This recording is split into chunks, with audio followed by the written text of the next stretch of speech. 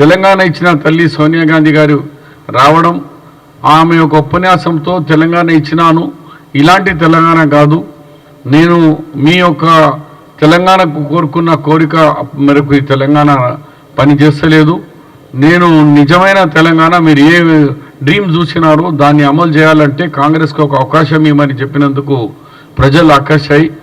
మరి తెలంగాణలో కాంగ్రెస్ పార్టీ తీసుకొచ్చినందుకు మరి ఇలా మా యునానిమస్గా తీర్మానం చేసి శ్రీమతి సోనియా గాంధీ గారికి తెలంగాణలో లోక్సభలో పోటీ చేయాలని యునానిమస్ తీర్మానం చేసి ఈ యొక్క ఉత్తరం కూడా రాసి అక్కడ హైకమాండ్ ఖర్గే గారితో రిక్వెస్ట్తో సహా సోనియా గాంధీకి రిక్వెస్ట్ చేయబోతున్నాం, దయచేసి మీరు తెలంగాణలో పార్లమెంట్ ఎలక్షన్ పోటీ చేయండి.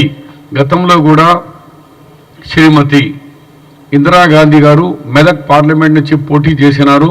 అదే చరిత్ర మళ్ళీ మీరు ఇక్కడికి వచ్చి తెలంగాణ మీరు ఇచ్చిన తెలంగాణలో మీరు తెలంగాణ తల్లిగా ఇక్కడ పోటీ చేయాలని కాంగ్రెస్ పార్టీ మరి తెలంగాణ ప్రజలు కోరుకుంటున్నారు.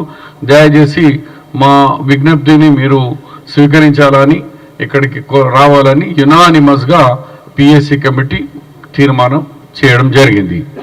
దాని తర్వాత ఈ డిస్కషన్స్లో మరి ముఖ్యంగా మీకు తెలుసు 6 గ్యారంటీస్ 6 గ్యారంటీస్ విషయంలో డిస్కషన్ జరిగింది. 6 గ్యారంటీలో 2 గ్యారంటీలు 7th మేము గవర్నమెంట్లో వచ్చినాం. 7th డిసెంబర్లో 9th డిసెంబర్ వరకు 2 గ్యారంటీలు పూర్తి చేసినాం. ఇంకా 4 గ్యారంటీలు పూర్తి చేసేది ఉంది. దాని విషయంలో ఏ డేట్స్లో ఎప్పుడు చేయాలా అది గౌరవ ముఖ్యమంత్రి గారు వెరీ సూన్గా అసెంబ్లీ జరిగే సమయంలోనే దీన్ని ప్రస్తావన తీసుకొస్తారు. ఎప్పటి నుంచి ఇతర గ్యారంటీలు ఎలా అమలు చేస్తాము ఇది ఎల్లుండి నుంచి అసెంబ్లీలు ఉన్నాయి, అక్కడ ఈ విషయంలో ప్రకటిస్తారు. దాంతో సహా నాగ్పూర్లో మీకు తెలుసు 28 డిసెంబర్లో Congress foundation day 138 Congress foundation డేకు నాగ్పూర్లో జరుగుతుంది.